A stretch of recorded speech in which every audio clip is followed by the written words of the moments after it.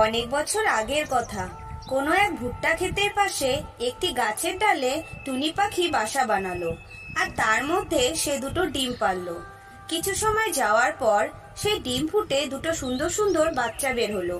টুনি রোজ সকালে বাচ্চাদের খাওয়ার ব্যবস্থা করার জন্য বেরিয়ে পড়ল,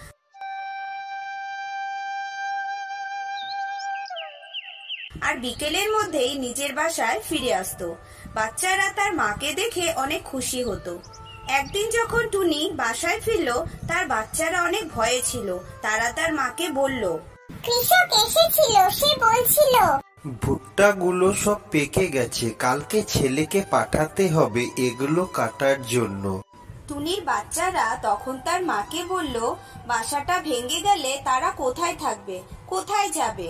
তখন টুনি বলল, কিচ্ছু হবে না মা, আমার সোনা বাবারা, তোমরা কোনো চিন্তা করো না। এইভাবে অনেকদিন কেটে গেল, কিন্তু ফসল কাটতে কেউ আসলো না।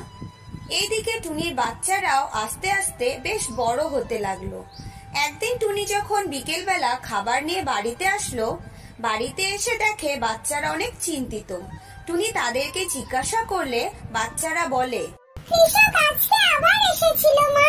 আমি বেকার ফসলগুলো কাটার জন্য আমার ছেলেকে বলেছিলাম, এখনো ফসলগুলো কাটা হয়নি।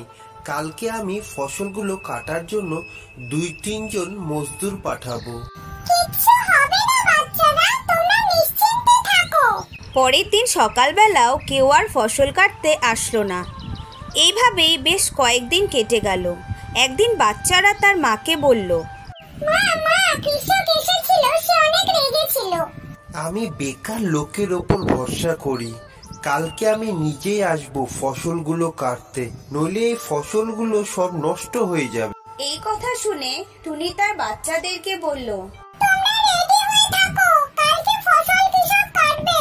আমি তোমাদের জন্য একটা নতুন বাসা তৈরি করেছি, চলো আমরা ওখানেই যাই। এরপরে টুনি তার বাচ্চা দুটোকে নিয়ে নিজে নতুন ঘরে যাওয়ার উদ্দেশ্যে রওনা দিল।